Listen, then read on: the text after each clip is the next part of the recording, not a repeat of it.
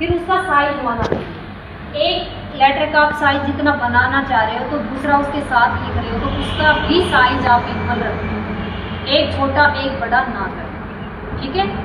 Third आता है इसमें गैप। जैसे आपने अक्षर लिखा पहला तो आप आता है अक्षर जब आप ऐसे स्टार्ट करते हैं हाशिया होती है